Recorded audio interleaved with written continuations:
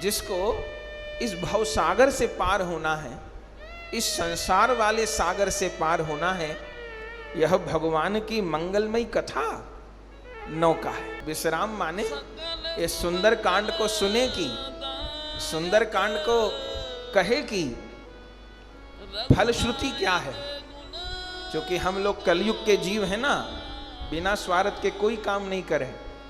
बोले कथा बाद में सुनेंगे सुंदर कांड की, पहले ये पता चले फायदा क्या होगा, लाभ क्या होगा।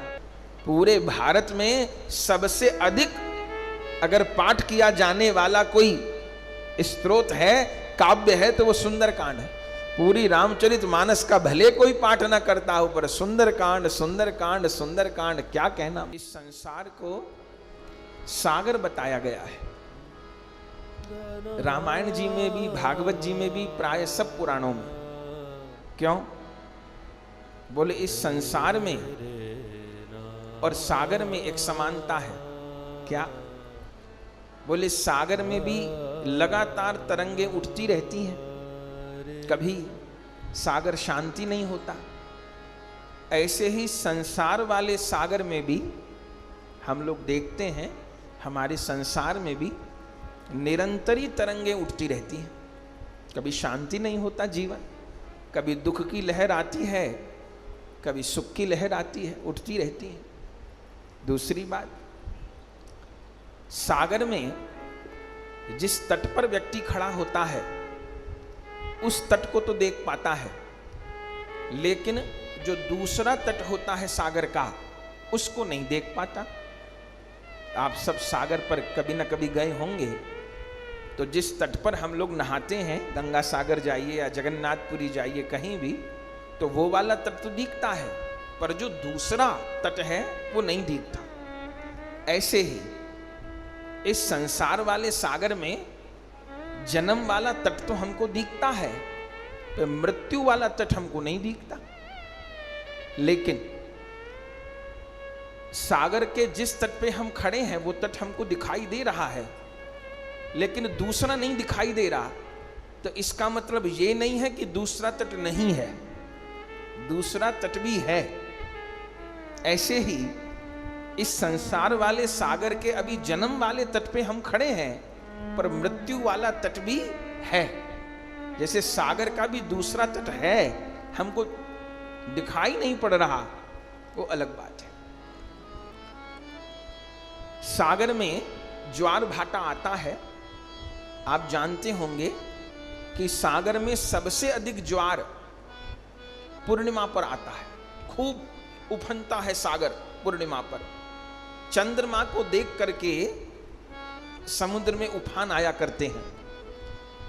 और अपना जो शरीर है, इसमें अलग अलग अंगों के अलग अलग देवता बताए गए हैं।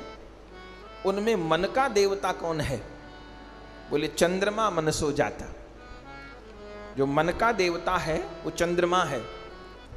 तो जैसे संसार वाले सागर में चंद्रमा को देख के उफान आता है, ऐसे ही हम लोगों के जीवन वाले संसार वाले सागर में मन के कारण ही उफान आता है। जिस बात को हम दुख मानते हैं तो दुख वाला उफान आ जाता है, किसी बात को हम लोग सुख मानते हैं तो सुख वाला उफान आ जाता है। गोस्वामी जी का क्या कहना है? गोस्वामी जी का कहना है, भव सागर चह पार जो पावा, राम कथा ता कह दृढ़ नावा। जिसको इस भव सागर से पार होना है, इस संसार वाले सागर से पार होना है, यह भगवान की मंगलमयी कथा नौका है। इस नौका में हमको बैठना है। इसलिए सुंदर कांड के भी अंतिम दोहे में गोस्वामी जी क्या कहते हैं, जहां विश्राम करते हैं सुंदर कांड का? सकल सुमंगल दायक रघुनायक गुणगान, सादर सुनहि ते तरहि भव, सिंधु बिना जल जान। सुंदर कांड के विश्राम पर भी, विश्राम माने ये सुंदर कांड को सुने की, सुंदर कांड को कहे की फलश्रुति क्या है? क्योंकि हम लोग कलयुग के जीव हैं ना, बिना स्वार्थ के कोई काम नहीं करे। बोले कथा बाद में सुनेंगे सुंदर कांड की, पहले ये पता चले फायदा क्या होगा, लाभ क्या होगा। तो गोस्वामी जी कह दिए आखिर में, सकल सुमंगलदायक। यह भगवान की जो कथा है, ये सुंदर कांड की जो कथा है, ये सकल सुमंगलदायक, ये सब प्रकार से हमारा मंगल करने वाली है। रघुनायक गुणगान,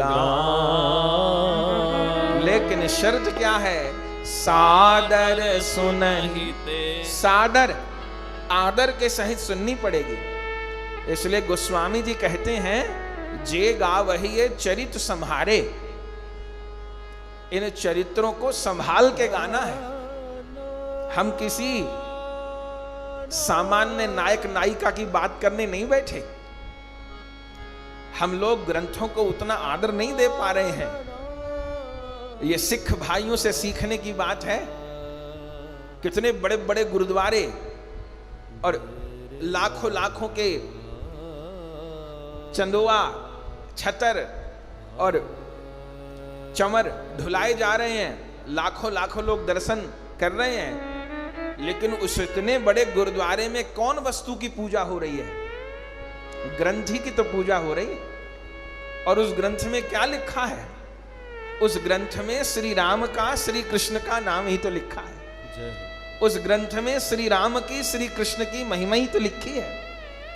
पर हमारे सिख भाई ग्रंथ का कितना आदर करते हैं। शायद हम लोग उतना रामायण जी का आदर नहीं कर पाते, शायद हम लोग उस प्रकार भागवत जी का आदर नहीं कर पाते, गीता जी का आदर नहीं कर पाते। तो गोस्वामी जी क्या कहे? सकल सुमंगलदायक रघुनायक गुणगान, सादर सुनहित तरहि भव सिंधु बिना जल जान। क्या कहे? सादर सुनहित तरहि भव सिंधु बिना जल जान। एक तो ये अर्थ है कि सादर सुनहित तरहि भव, जो आदर पूर्वक सुनेंगे वो बिना जल जान, जल जान माने जहाज, बिना जहाज के बहु सागर पार कर लेंगे। पर एक अर्थ और है, सादर सुनहित तरहि भव सिंधु बिना जल जान। अरे जिसने इस कथा का आश्रय ले लिया तो सादर सुनहित तरहि भव, वे भव सिंधु तर जाएंगे। कैसे? बोले तरहि भव सिंधु बिना जल जान। उसके लिए सिंधु बिना जल का हो जाता है, सिंधु में जल ही नहीं बचता।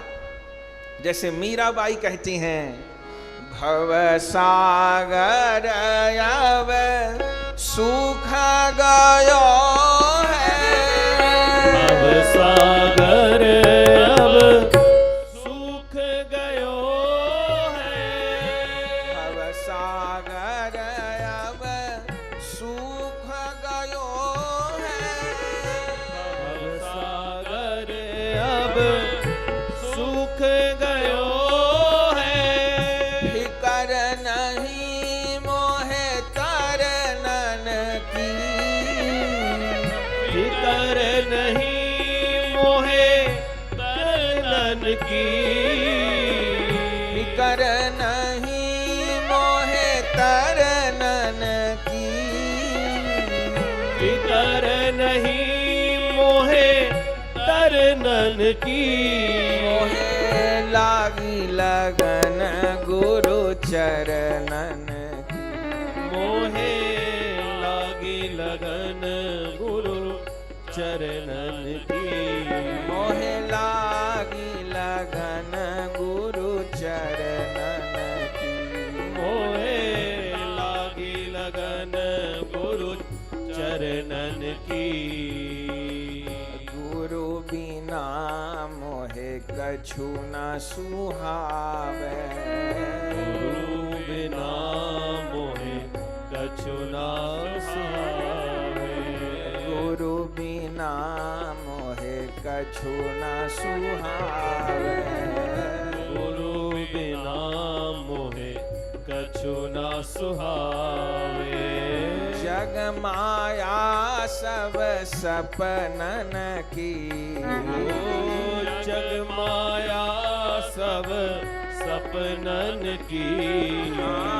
जग माया सब सपनन की। जग माया सब सपनन की। मीरा के प्रभु गिरधर नागर। मीरा के प्रभु गिरधर नागर। मीरा के प्रभु गिरधर नागर। मीरा के प्रभु गिरधर नागर। आस लगी गुरु शरणन की। आस लगी गुरु शरणन की। मोहे आस लगी हरि शरणन की। मोहे आस लगी हरि शरणन की। मोहे लागी लगन गुरु चरणन की। मोहे लागी लगन गुरु चरणन की। मोहे लागी लगन गुरु चरणन की। मोहे लागी लगन गुरु चरणन की। मोहे लागी लगन गुरु चरणन की। मोहे लागी लगन गुरु चरणन की। मोहे लागी लगन गुरु चरणन की। मोहे लागी लगन गुरु चरणन की। तो गोस्वामी जी का कहना है, सकल सुमंगलदायक रघुनायक गुणगान। सादर सुनहित तरहि भव सिंधु बिना जल जान। जो सादर इस कथा का आश्रय लेता है उनके लिए भवसागर सूख जाता है। मीराबाई कहती हैं गुरु कृपा से सूख गया। बोले गुरु कृपा से कैसे सूख गया? बोले गुरु कृपा ऐसी, गुरुदेव ऐसी गोविंद की कथा सुनाए, गुरुदेव ऐसी रघुनाथ की कथा सुनाए कि उस कथा के प्रभाव से भवसागर ही सूख गया। सिंधु बिना जल जाए। तो यह सुंदरकांड एक जहाज है, जिस जहाज में बैठ करके अपने को भवसागर पार करना है। श्री सुंदरकांड का नाम सुंदरकांड क्यों है, इस विषय पर भी प्रस्तावना में बहुत विचार किया गया। न तो बाकी 6 कांड हैं, उनका नाम लीला के अनुरूप है। जिस कांड में भगवान की बाल लीलाएं हैं, अवतरण प्रसंग है, विवाह प्रसंग है, उसको बाल कांड कहा गया। जिस कांड में अयोध्या के उठापटक की चर्चा है, भरत जी का प्रभु को मनाने जाना, वापस में पादुका जी को अयोध्या के सिंहासन पर विराजमान करना, ये लीला जिस सोपान में कांड में है उसको अयोध्या कांड कहा गया। जिस कांड में भगवान ने अरण्य में, अरण्य माने जंगल, जंगल में विचरण किया, अरण्य में विचरण किया, श्री जानकी जी का जिस जंगल में हरण भी हुआ, तो वो जंगल वाली लीलाएं जिस कांड में हैं उसको गोस्वामी जी अरण्य कांड कहे, बिल्कुल ठीक है। जिस कांड में प्रभु किष्किंधा में विराजे, बाली का उद्धार किया, सुग्रीव पर कृपा की, सुग्रीव को किष्किंधा का राजा बनाया, सुग्रीव को सद्बुद्धि हुई, वहां से सब वानर लोग सीता जी की खोज में निकले, तो उस कांड का नाम किष्किंधा कांड है, वो भी ठीक समझ में आता है। और जिस कांड में प्रभु सेतु बांध के लंका पहुंचे, लंका विराजे, 1 वर्ष के लगभग विराजे और पूरा वंश रहित रावण का उद्धार हुआ, विभीषण का राज तिलक हुआ, सिंहासन पर बिठा दिया, तो ये लीला जिस कांड में है वो लंका कांड है, ये भी बिल्कुल ठीक बात है। और फिर 7वां अंतिम कांड उत्तर कांड, जिसमें उत्तर माने शेष लीला हुई और जिसमें श्री राम ने उत्तर दिए पूर्ववासियों के प्रश्न के, और जिस कांड में गरुण जी के प्रश्नों के काकभुषुंडी जी ने उत्तर दिए, तो तमाम उत्तर दिए गए। तो उत्तर लीला माने शेष लीला भी और उत्तर दिए गए, तो उत्तर कांड वो भी ठीक लगता है। लेकिन इस कांड का नाम सुंदर कांड क्यों है? इस कांड का नाम सुंदर कांड गोस्वामी जी क्यों कहे? इसमें हनुमान जी की लीला विशेष है, तो इसको हनुमंत कांड कह देते। हनुमान जी सागर लांघेंगे लौटेंगे तो सिंधु कांड कह देते, या कुछ और कह देते। सुंदर कांड क्यों कहा? तो इस पे संतों के बड़े बड़े भाव हैं। इस संबंध में एक श्लोक प्रसिद्ध है विद्वानों का, सुंदरे सुंदरो राम सुंदरे सुंदरः कपिः सुंदरे सुंदरी सीता सुंदरे किम न सुंदरम। ये प्रसिद्ध श्लोक है। बोले सुंदर कांड क्यों है? बोले सुंदरे सुंदरो राम, जिस कांड में सुंदर श्री राम जी की मंगलमयी चर्चा है। सुंदरे सुंदरी सीता, जिस कांड में सुंदरता कह सुंदर करहीं, ऐसी जानकी जी का निर्मल चरित्र प्रकाशित हो रहा है। और सुंदरे सुंदरः कपि, जिस कांड में सुंदर कपिराज श्री हनुमान जी का चरित्र प्रकाशित हो रहा है। सुंदरे किम न सुंदरम, ऐसे सुंदर कांड को सुंदर क्यों न कहा जाए?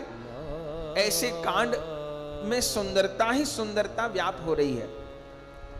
बोले राम जी को सुंदर कहना ठीक है, सीता जी तो सुंदरता कहा सुंदर करें, उनको सुंदरी कहा, वो बिल्कुल उचित है। लेकिन हनुमान जी के लिए सुंदर शब्द, क्योंकि हनुमान जी तो वानर रूप में है। संसार में किसी को चिढ़ाना होता है तो लोग कहते हैं कि बंदर जैसा लगता है। ऐसा कह दिया कि बंदर जैसा लगता है तो लड़ाई हो जाएगी। तो संसार में कुरूपता को बंदर से उपमा दी जाती है। तो हनुमान जी तो बानर रूप में है, तो सुंदरे सुंदर कपि क्यों कहा गया? ये गोस्वामी जी का संकेत है कि मेरी समझ में वही सुंदर है जिसके काम सुंदर है।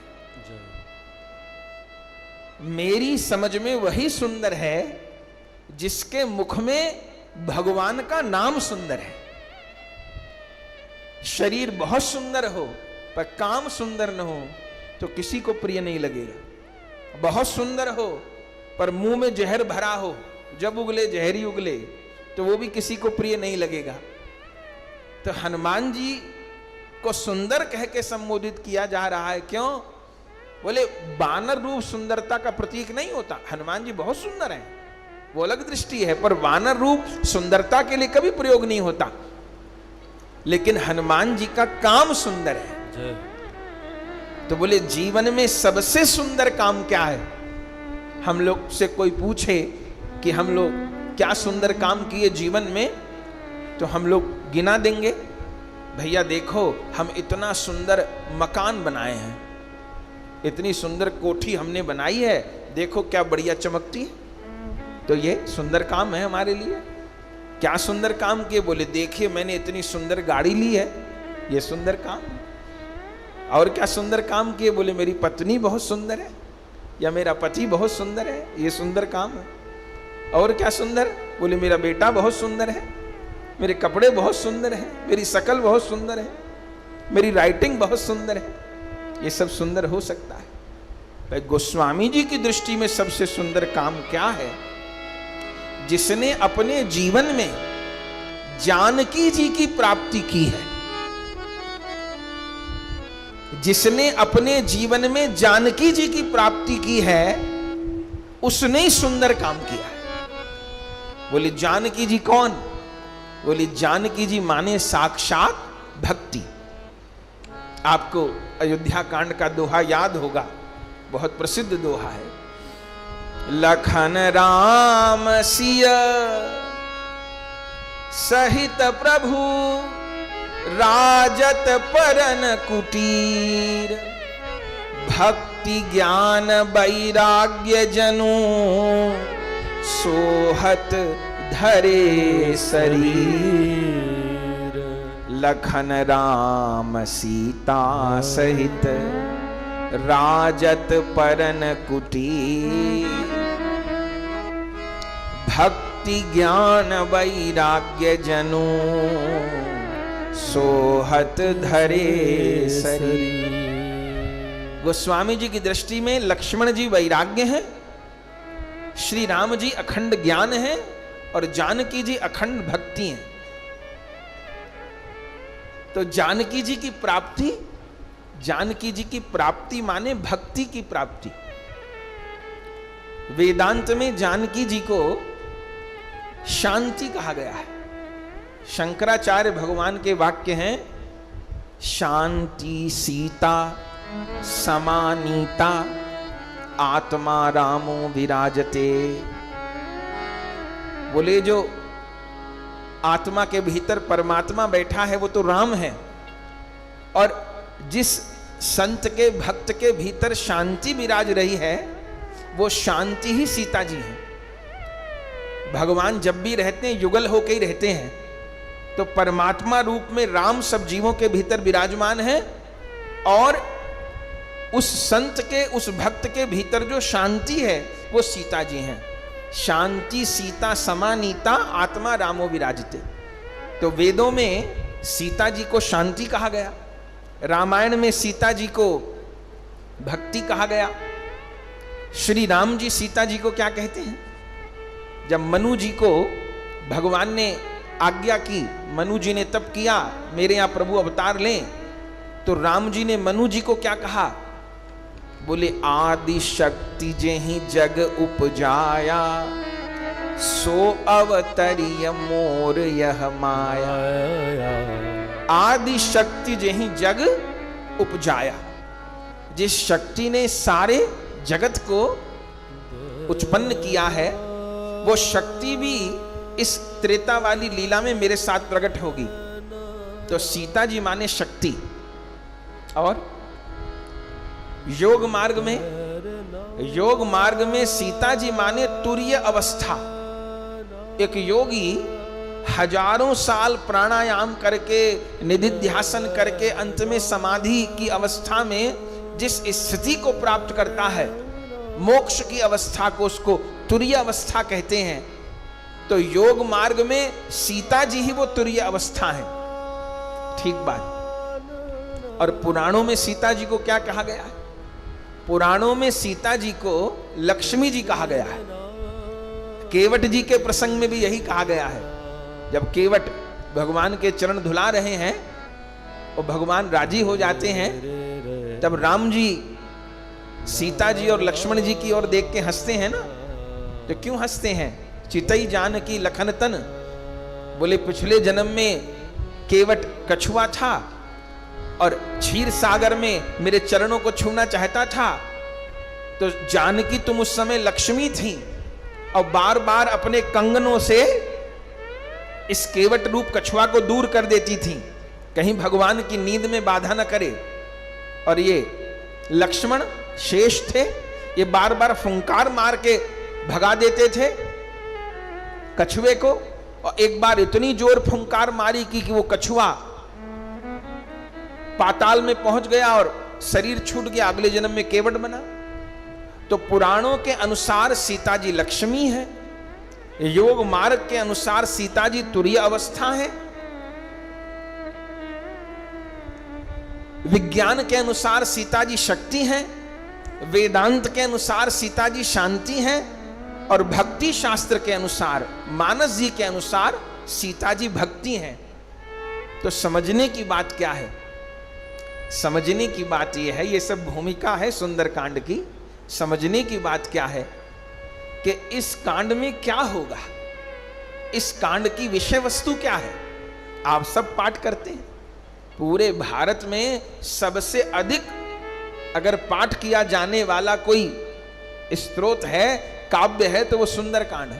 पूरी रामचरितमानस का भले कोई पाठ ना करता हो, पर सुंदरकांड सुंदरकांड सुंदरकांड क्या कहना, खूब सुंदर का। कितनी कितनी संस्थाएं सुंदरकांड के पाठ करती हैं, कितने लोग प्रतिदिन सुंदरकांड का पाठ करते हैं। तो सुंदरकांड का सबसे अधिक पाठ होता है। क्यों? सुंदरकांड की विषय वस्तु क्या है, एकदम मोटे रूप में कहें तो सुंदरकांड में हनुमान जी समुद्र लांघेंगे सीता जी की प्राप्ति के लिए। समुद्र लांघने में उनको तमाम कठिनाइयां आएंगी और उन सब कठिनाइयों को पार करते करते सीता जी के पास पहुंचेंगे।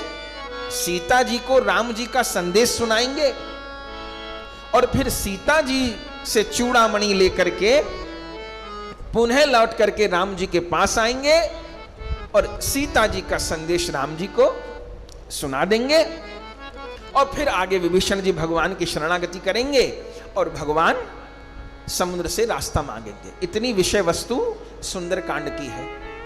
तो हनुमान जी सीता जी को प्राप्त करने का प्रयास इस कांड में करते हैं। तो इस कांड की इतनी महिमा क्यों है? बोले हनुमान जी सीता जी को प्राप्त करने का प्रयास करते हैं, ये कोई लाखों साल पहले की केवल ऐतिहासिक घटना नहीं है। संसार में कोई ऐसा प्राणी नहीं है जो सीता जी को प्राप्त न करना चाहे। इस पूरे जगत में ऐसा कोई प्राणी नहीं है जो सीता जी को प्राप्त नहीं करना चाहता और करने में नहीं लगा हुआ। ऐसा कौन प्राणी है दुनिया में जो शांति न चाहता? हम सब शांति चाहते। और शांति कौन है? हमारे उपनिषद कह रहे हैं शांति सीता समानीता, आत्मा रामो विराजते। शांति जानकी जी हैं। तो जो कोई शांति चाहता है वो सीता जी को ही चाहता है। और कोई भक्त है तो वो भक्ति चाहता है। तो भक्ति कौन है? भक्ति ज्ञान वैराग्य जनु सोहत धरे शरीर। तो भक्ति जानकी जी है, तो भक्त भक्ति चाहता है। और बोले लक्ष्मी के रूप में तो जानकी जी को नास्तिक भी चाहते हैं। वो भगवान को भले न चाहते हो नास्तिक, पर पैसा तो सबको चाहिए, धन संपत्ति सबको चाहिए। तो उस लक्ष्मी के रूप में जानकी जी को सारी दुनिया चाहती है, प्राप्त करना चाहती है। योगी तुरीय अवस्था परम अवस्था के रूप में प्राप्त करना चाहता है। और बोले वैज्ञानिक लोग वो भगवान को नहीं मानते। वो तो कहते हैं अणु परमाणु से ही प्रकृति बनती है, भगवान नाम की कोई चीज नहीं। बोले वो नास्तिक वैज्ञानिक लोग भी सीता जी को चाहते हैं या सीता जी को खोज रहे हैं। क्यों? बोले आदि शक्ति जही जग उपजाया। जानकी जी माने शक्ति। तो आज का प्राणी शक्ति की खोज में है, संपत्ति की खोज में है, शांति की खोज में है, भक्त भक्ति की खोज में है, योगी तुरीय अवस्था की खोज में है। तो यदि देखा जाए तो सभी सीता जी को खोज रहे हैं। हमको मिली सीता जी नहीं मिली वो अलग बात है, पर सीता जी को सभी खोज रहे हैं, पूरी दुनिया खोज रही है। इस सुंदर कांड में सुंदरता क्या है? इस सुंदर कांड में हनुमान जी ने बताया है कि जीवन में सीता जी को कैसे खोजा जाता है। जो शांति चाहता है तो शांति रूप सीता को कैसे खोजा जाता है, भक्ति रूप सीता को कैसे खोजा जाता है, लक्ष्मी रूप सीता को कैसे खोजा जाता है, शक्ति रूप सीता को कैसे खोजा जाता है। और उन सीता जी को खोजने में कौन कौन बाधाएं आती हैं और उन बाधाओं को कैसे पार किया जाता है। तो ये सुंदर कांड तो बहुत जीवन उपयोगी है, हर साधक के लिए उपयोगी है। ये तो हर साधक के लिए प्राण संजीवनी के जैसा है, शक्ति के रूप में। सुंदर कांड में रावण की अशोक वाटिका में सीता जी विराजमान है, वहीं तो हनुमान जी जाएंगे। रावण ने सीता जी को कैद किया हुआ है। रावण भी सीता जी को चाहता है, रावण भी सीता जी को चाहता है। क्यों? रावण की क्या सोच है? रावण का जीवन दर्शन है कि जो कुछ भी बढ़िया है इस जगत में वो मेरे पास हो। इसलिए आश्चर्य होगा आपको रामचरितमानस में कि रावण ने कभी राम जी को प्रणाम नहीं किया, लेकिन सीता जी को हरण करने गया तो सीता जी को प्रणाम किया। ये भाई बहन का बहुत चक्कर है। शूर्पणखा राम जी को चाहती है, सीता जी को नहीं चाहती। रावण सीता जी को चाहता है, राम जी को नहीं चाहता। लेकिन दोनों को दोनों नहीं मिले। शूर्पणखा राम जी को चाहती है, सीता जी को दुश्मन मानती है। रावण सीता जी को चाहता है, राम जी को दुश्मन मानता है। पर गोस्वामी जी का क्या कहना है? गोस्वामी जी का कहना है जब मिलेंगे तो दोनों ही मिलेंगे, और नहीं मिलेंगे तो दोनों में से कोई भी नहीं मिलेगा। क्यों?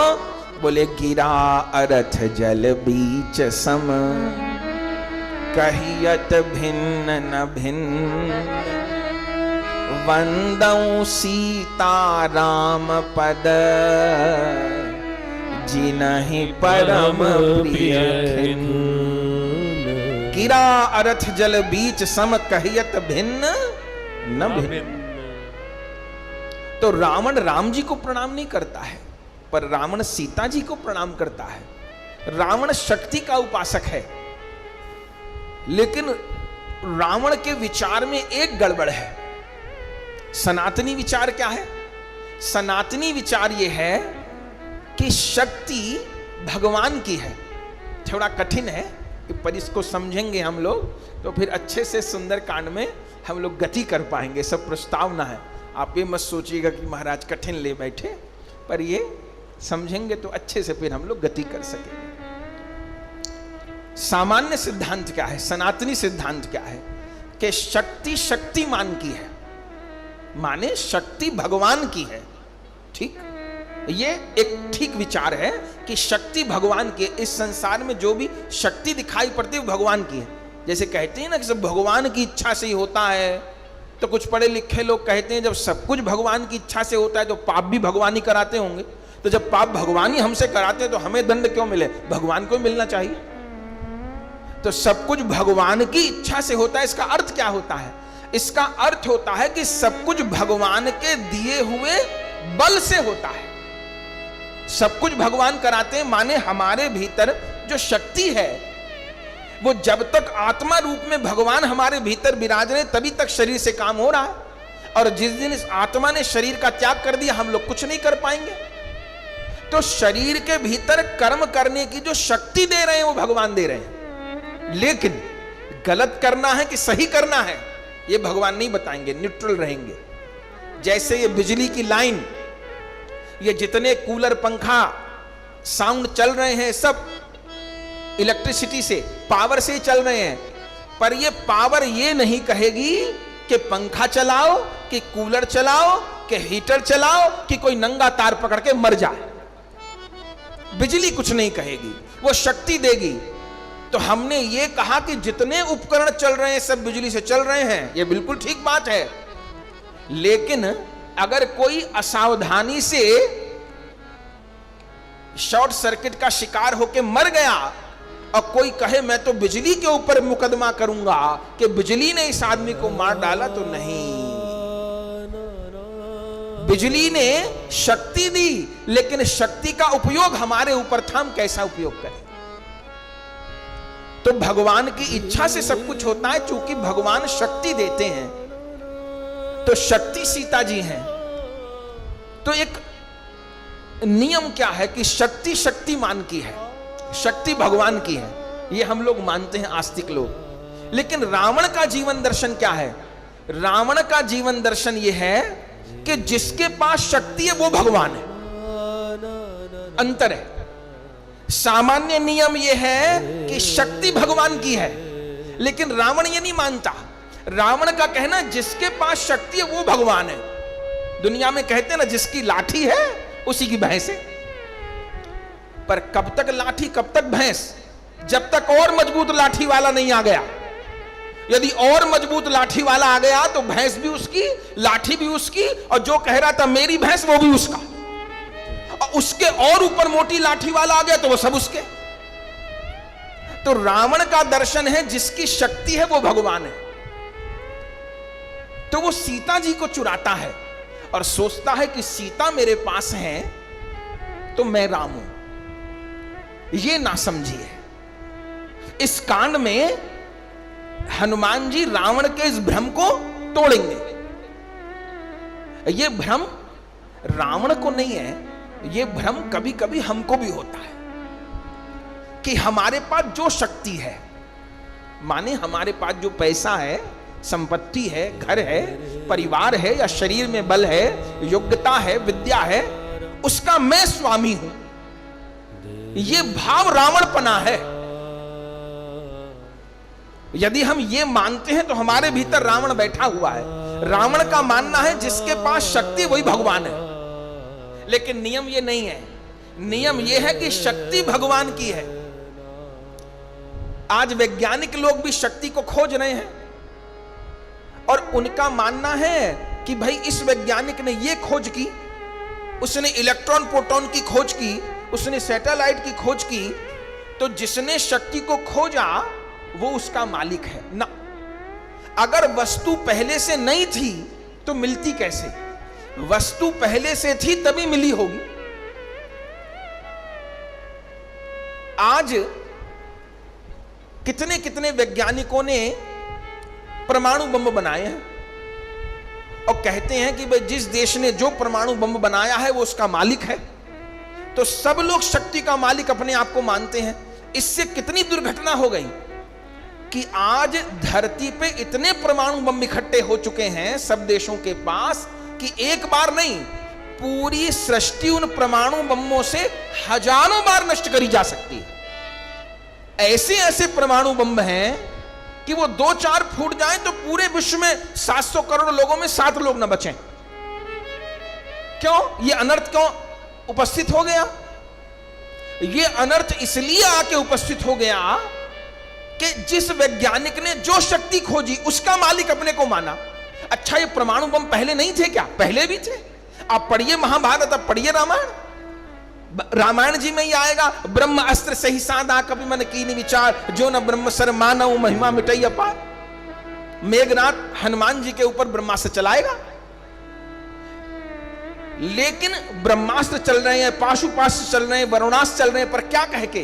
ये ब्रह्मा जी की शक्ति है, ये नारायण अस्त्र नारायण की शक्ति है, ये ये शंकर जी की शक्ति है, ये वारुणास्त्र, ये अग्नि अस्त्र अग्निदेव की शक्ति है। तो अपने यहां जो मिसाइल थी, जो परमाणु बम थे, वो बहुत घातक होते हुए भी सबके लिए घातक नहीं हुए। महाभारत में खूब भयानक शस्त्रों का प्रयोग हुआ, रामायण में खूब शस्त्रों का प्रयोग हुआ, लेकिन वो शस्त्र जिसके लिए चलाए गए उसी को हानि पहुंचाई, सबको नहीं मारा। और आज यदि किसी एक व्यक्ति को मारने के लिए परमाणु बम किसी देश पे फेंका जाएगा तो वो व्यक्ति नहीं, उसके साथ लाखों करोड़ लोग समाप्त हो जाएंगे। तो ये दुर्घटना क्यों होगी? क्योंकि शक्ति खोजने वाले ने शक्ति का स्वामी अपने आप को मान लिया। लेकिन रामायण जी का सिद्धांत क्या है कि शक्ति भगवान की है। आदि शक्ति जहीं जग उपजाया, सो अवतरई मोर यह माया। शक्ति भगवान की है। रावण का मानना है जिसके पास शक्ति है वो भगवान है। अच्छा, तो हम लोग शक्ति को प्राप्त न करें क्या? बोले कर सकते हैं, पर यह मान के कि शक्ति भगवान की है। कैसे? बोले जैसे एक स्त्री का पति एक हो सकता है, लेकिन संतान बहुत सारी हो सकती है, बेटा बेटी तो बहुत सारे हो सकते हैं। तो हम लोग शक्ति को मां मान के स्वीकार कर सकते हैं, तो वो हमको अपनी संतान मान लेगी, लेकिन शक्ति के स्वामी तो केवल भगवान है। स्त्री का पति तो एक ही होगा, शक्ति का शक्तिमान तो एक ही है, लेकिन उस स्त्री के पुत्र कई हो सकते हैं, बेटा बेटी कई हो सकते हैं, परिवार बड़ा हो सकता है। तो इस कांड में इस भ्रम को हनुमान जी निर्मूल करने वाले हैं। तो केवल हनुमान जी सीता जी को खोजेंगे ऐसी बात नहीं, ये सारा जगत सीता जी की खोज में लगा है, शक्ति के रूप में, शांति के रूप में, भक्ति के रूप में, लक्ष्मी के रूप में। तो इस सुंदर कांड का नाम सुंदर क्यों है? बोले श्री हनुमान जी ने जीवन का सबसे सुंदर काम किया है। या ये कहिए कि हमारे जीवन में ये सुंदर कांड कब चरितार्थ होगा, कब फलीभूत होगा? जब हम लोग जीवन में ये वाला काम कर सकेंगे, हम लोग जीवन में सीता जी को खोज पाएंगे।